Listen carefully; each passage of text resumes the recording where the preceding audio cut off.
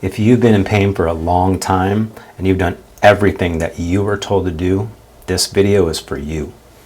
Especially if you're the kind of person who actually tries. You went to physical therapy, you did the exercises, you stretched, you strengthened, you showed up.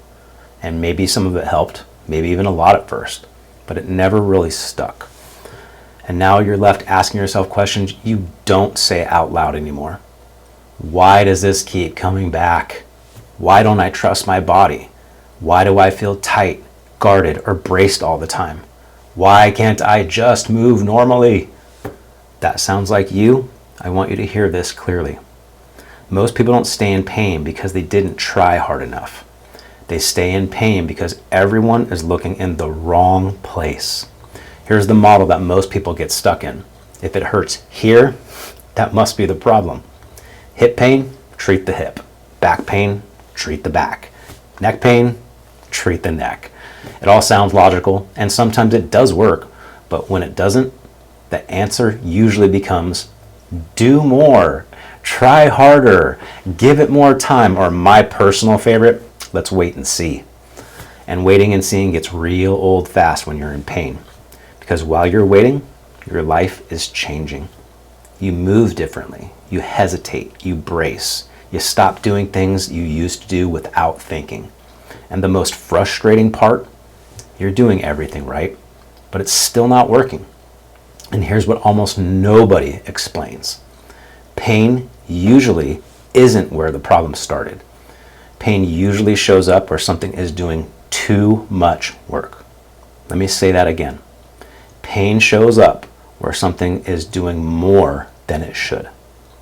Think about it like this. You're carrying groceries and one of the handles on the bag breaks. You don't stop carrying the groceries, you shift everything into the other bags. Those bags weren't meant to carry everything, but they do because they have to. And eventually, one of the bags starts digging into your hand. Now your hand hurts, but your hand was never the problem. The problem was the bag that stopped doing its job. And that's how the body works as well. When something in your body stops contributing the way that it should, because of an old injury, a surgery, stress, or maybe even just years of adapting, something else has to take over.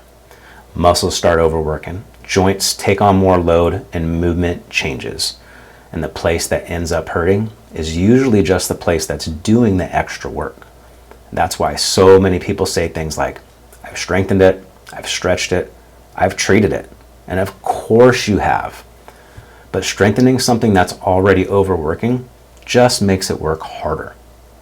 Stretching something that feels tight doesn't fix why it's tight. Effort doesn't fix a support problem. And this is what I see every single day. Pain, tightness that never fully goes away, tenderness in places that don't make sense, that weird, uncomfortable, or almost ticklish feeling where you shouldn't feel anything, those are not random. They're signs that parts of your body are doing more than they should because something else isn't doing enough. Until that missing support comes back, your body will continue to compensate, no matter how hard you try. Now, I want to give you a real-world example of one of my clients. I had a client come in with chronic hip pain. She'd been dealing with it for years and had seen 4 physical therapists without any relief. Every approach focused on the hip. No way. Strengthened it, they stretched it, all they kept doing was just treating the symptom only. But what stood out to me wasn't where she hurt. It was how much work her hip was doing to make up for what wasn't happening elsewhere. She didn't have a complicated injury history, no major surgeries at all, and no scars. So instead of chasing the hip, I looked at what was supposed to be supporting her from the center. When that support started doing its job again, her hip didn't have to work so hard. The change was immediate. She looked at me and said, I can't believe how much better my hip feels already, and you really didn't even do much. Sometimes that process happens during an appointment. Sometimes it starts with simply understanding what your body is actually doing. Either way, once the right layer is addressed, things change. Her hip was never the problem. It was the place that was paying the price. It was the victim. Now, not everyone is that simple. Some people have one layer driving their pain. Some people have a lot. I like to say that we are all onions. Some people are small and simple. Some people have a lot more layers to them. More layers just means that there's more compensation. But the rule doesn't change. You still have to restore support before you add more effort. And I want to be clear about something here. This isn't about someone fixing you.